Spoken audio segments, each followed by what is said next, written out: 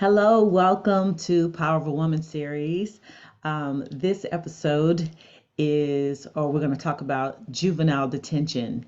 Um, Couple thoughts on it. And really, there's so many things to be said about detention and the world surrounding it. I just want to pull out a few things that I believe as women would would allow us to make a difference in this particular area in society. Um, I want to thank you for joining me. I want to thank you for those of you who have subscribed. And I want to thank you those of you who have viewed over and over again. I appreciate it so much and encourage you to spread the word. So even now, if this is your first time with me, I encourage you, one, to go to the first video called What is Biblical Worldview? Because every one of my videos after that including that, has been based upon biblical worldview. Meaning, whatever the topic is, I am teaching based upon what the Bible has to say about it. And all my reasons why are in that particular video. So today, as we talk about juvenile detention, just to give you a couple of statistics, according to a report in Prison Policy Initiative, on any given day, over 48,000 youth in the United States are confined in facilities away from home as a result of juvenile justice or criminal justice involvement. Most are held in restrictive correctional style facilities, and thousands are held without even having had a trial. The national standard age to enter into detention is 13 and can range up to age 16 or 17, depending on the state the offender has been arrested in or lives in. North Carolina's maximum age is 15, which simply means after the maximum age, after you what we call age out of juvenile detention, then you can be tried as an adult or sent to an adult facility, unless you've committed what is considered a heinous or aggravated crime. Whenever you hear the word heinous associated with crime, it means that crime has been that crime involves murder, killing someone. So I want you to think about that for a minute. We're talking about teenagers, 13, 14, 15, 16, 17 years old, being locked up for murder. And I don't want to focus in on murder so much, but I just want you to think about that for a minute. I'm a mom of teenagers, and I can't imagine getting a call from the police saying, or them coming to my door saying, we've arrested your child for a crime, let alone murder. But thousands of moms are in this situation. So I want you to think from that perspective as well. And you may not be a biological mom. You may be an aunt, you may be a grandmother, you may be a cousin, you're a female relative or a friend, and you know some child who is heading down a wrong path. Because one thing about it, doesn't matter whether you are a believer or not, whether you save, go to church or whatever or not, it doesn't matter that at all. Every grown-up can see the signs of where a young person is headed before they get there.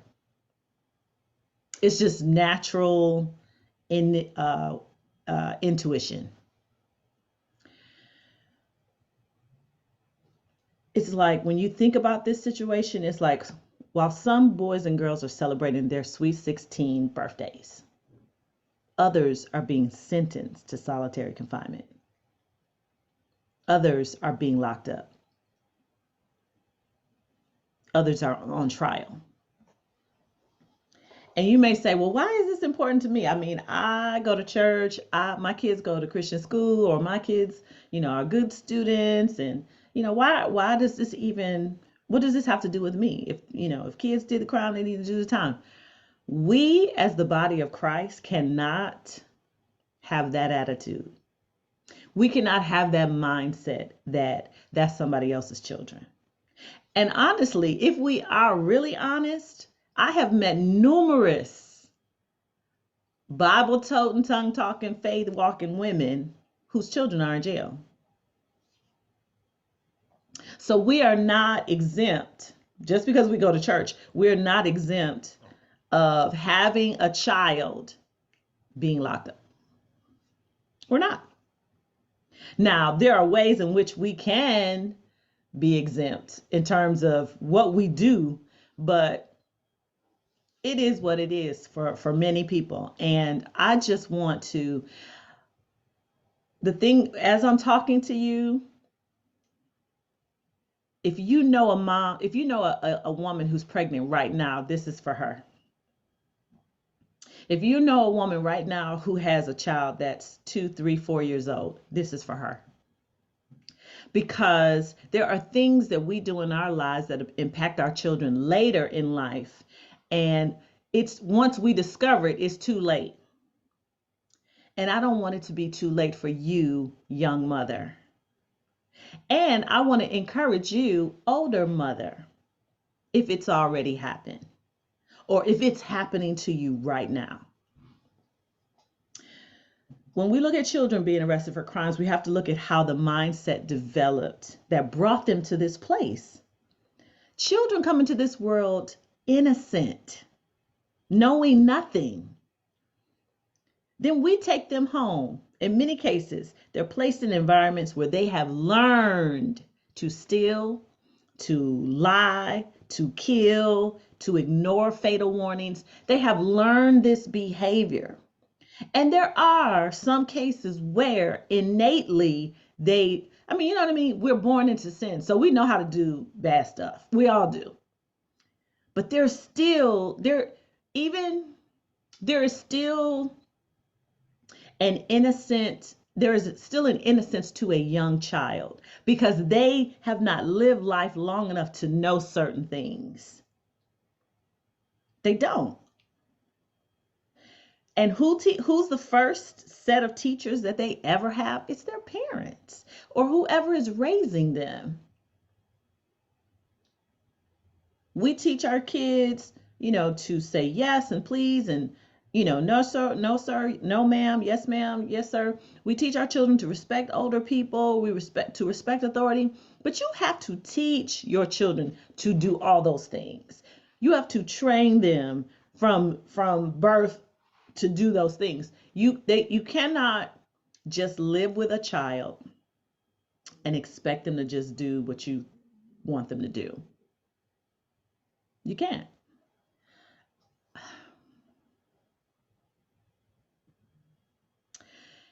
Children will become who we are. Children will become who we are. And we must understand that we are a part of a family as well. We are like our parents. Every teenager never wants to be like their parent. But when you get older and you become an adult, you're like, I am doing this. I'm acting just like my mom. I'm sounding just like my mom. There's a part of you, there's your DNA dictates who you're going to be to a measure. Now, there are things, okay, let's take food, for example, right? Your mama might have fed you something. I'll use myself as an example. When I was little, my mom bought Sunny Delight, and no shade on Sunny Delight. So even if I don't even know if that's still a thing, a product. But anyway, my mom bought Sunny Delight all the time. Like that, no matter, we went to grocery shopping, Sunny Delight was going to be in the basket. We drank so much Sunny Delight. I hated it. I just was like, I can't. When I grow up, and I said, when I grow up, I am going to drink real orange juice, not Sunny Delight, right? And I made that promise to myself. To this day, I don't want to see. I can't even. Yeah, it's gonna be orange juice all day long, all day long. My mom still today drinks Stunning Delight, but I cannot do it. Right? And what I'm saying to you is there are things that happen that you grow up with, and you see over and over again, and you make a decision at some point. I'm not going to do this. But we do this for food and clothes. We do this in certain ways. It's funny. I fold my clothes a certain way because my mom folded her clothes that way. My husband folds his clothes a different way because his mom folded clothes that way, right? And so we always have this running joke about who folded the clothes, right? Because there are things that you learn in your family growing up that just become a part of you. But understand and know, just like you may be someone who raises their children to go to church, to read their Bible, to say their blessing over their food, there are other people who are teaching their children, whether they're telling them to do it or not. By just being the example, they are teaching their children to lie. They're teaching their children to disrespect authority. They're teaching their children to steal.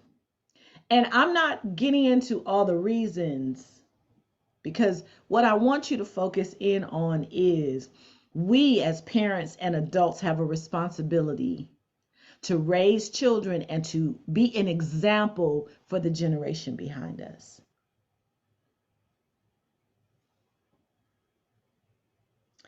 As a believer, it is important for you to be an example for, you may not have any children at all, but you're not exempt. If you're around children, you may be an uncle or an aunt or a cousin. You're a family member to somebody who has kids. And if they're around you, you are to be an example before them.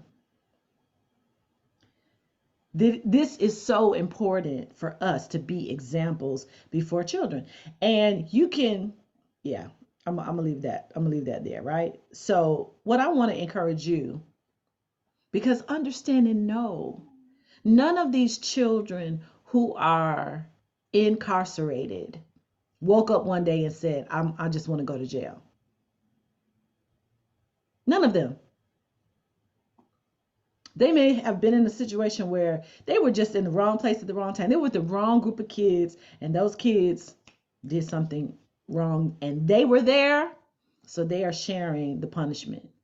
They may have been a kid who actually did something, and had they been chastised a few years earlier, that habit would not have become what it is. They may be a child who, there are all kind of reasons. Because the truth of the matter, there are lots of kids who are incarcerated, who have grown up in homes where their parents were criminals, or their parents, maybe they weren't criminals, maybe their parents were homeless. They were stealing food to eat. Or maybe, there are all kind of situations, and I am not here to judge those situations. What I'm saying to you is, mother, sister, grandmother, aunt, cousin, we have to do something different, and we have to look out for these babies, because that's what they are. That's what they are. If you're going to jail at 13 years old, you are and let's say you get sentenced 10 years, your whole young life in a cell. When you get out as an adult, how are you going to function? And who are you going to be by that time? Having been in a cell where all kinds of things are happening that the world doesn't know. Because in some cases, the world has forgotten about you because they don't see you. Some don't, all right, you know what I mean?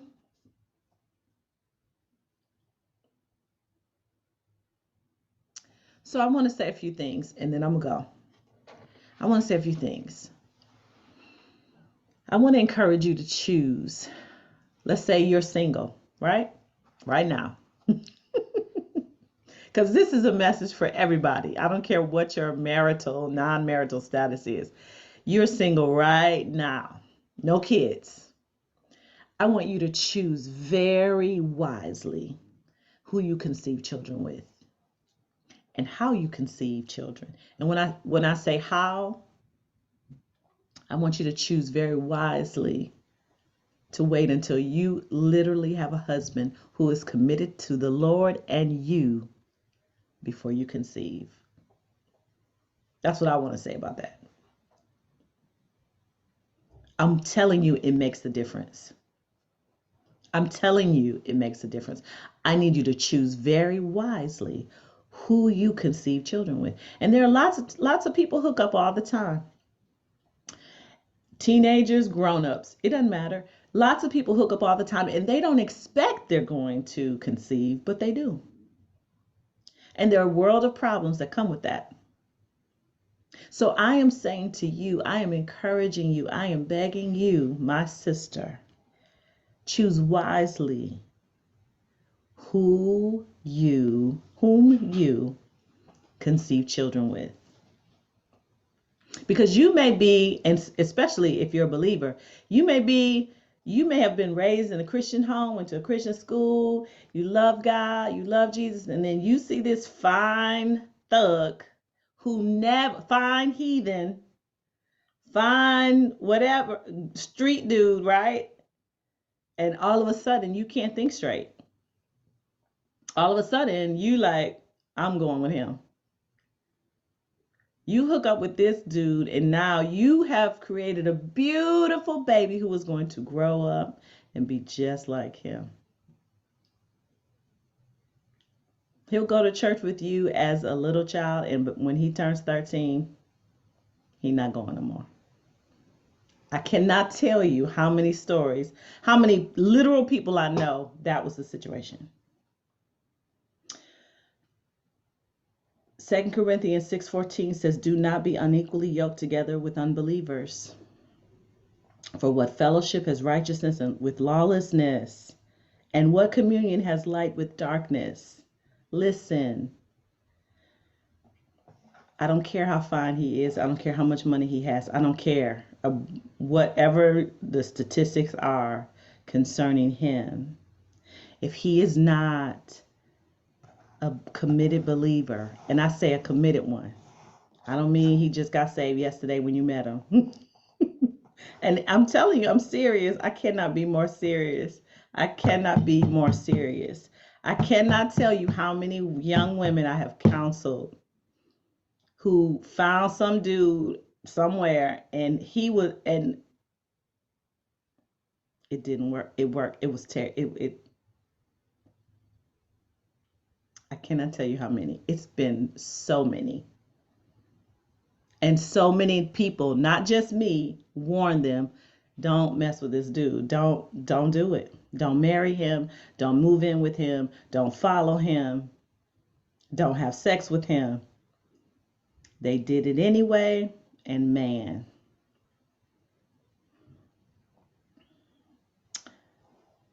Number two. So, number one, choose wisely whom you conceive children with. Number two, look at your family back 3 generations. Look at yourself. Look at your parents. Look at your grandparents. And if you know them, look at your grandparents, right? If you see a pattern of lying, stealing, violence, anything of the sort, if you see everybody in the family is just like, you can't believe nobody. I mean, this person in jail for this person stole this person cheated on their taxes. I mean, there are all ways of stealing, okay? Let's just be real on that. If you see a pattern of these things happening in your family,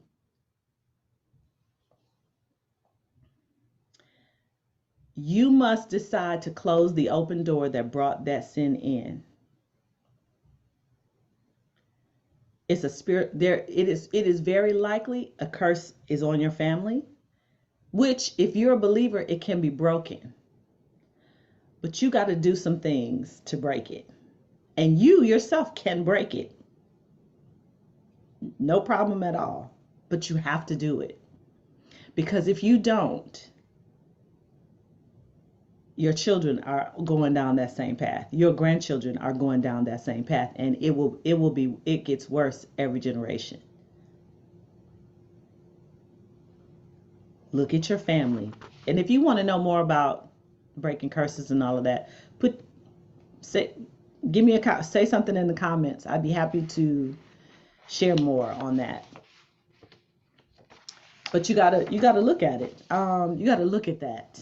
You gotta look at that. Because I hear a lot of parents. I've worked in youth ministry for a lot of years. I worked with a lot of young people.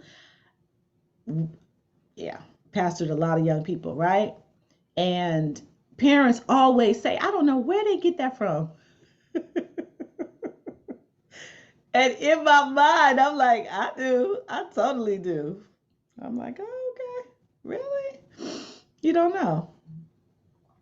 You don't know. We have to be honest with ourselves.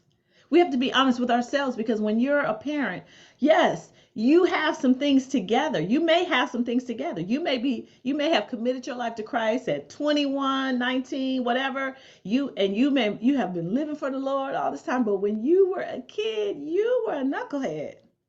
And you did some crazy stuff. And you probably have forgotten all about that stuff. So now that you see it in your children, because you may have repented generally, but you never closed that door. You never pled the blood of Jesus over the bloodline. You never did certain things. And so that spirit is still moving around in your family. And your children, it pops up in your children. You're like, what is that? But you know inside. You know inside. You may not say it out loud. You may not confess it to your pastor or your friends or whoever, but you know inside where that came from.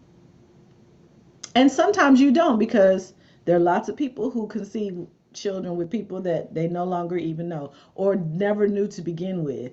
So there's that. Number 3. The word of God in Proverbs 18:21 says, death and life are in the power of the tongue, and those who love it will eat its fruit. Death and life are in the power of the tongue. What you say. I encourage you, please, please, please speak life over your children, even if they are not demonstrating your statement. Especially then.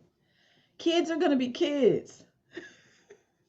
They're going to do silly stuff. They're going to do crazy stuff. They're going to do dangerous stuff that they don't think is dangerous.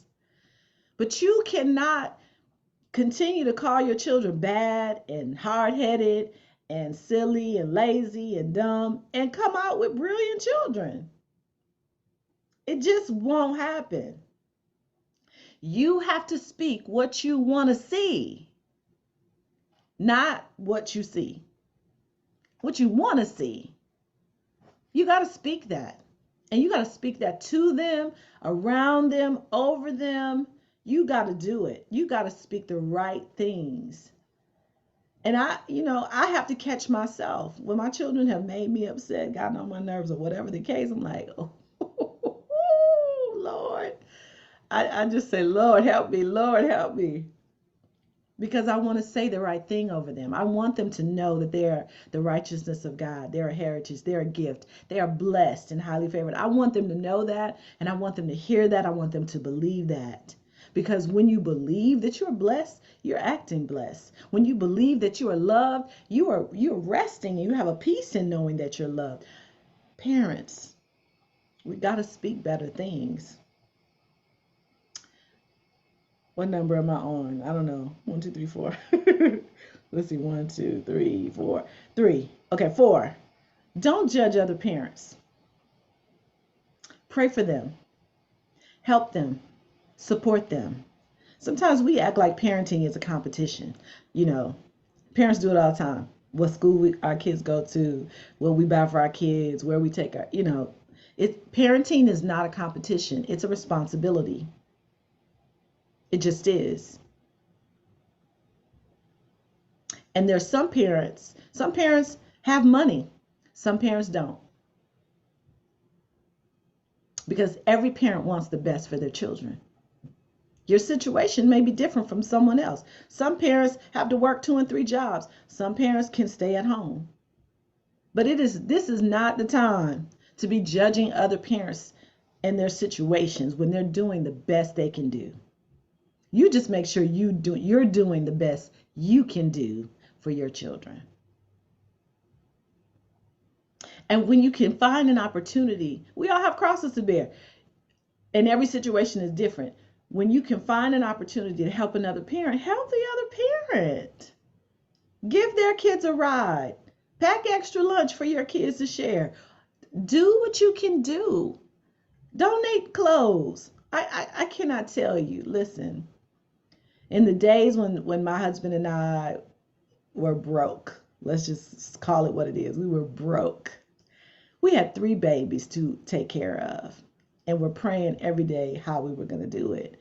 And people donated clothes to us left and right. I mean, my son had more clothes.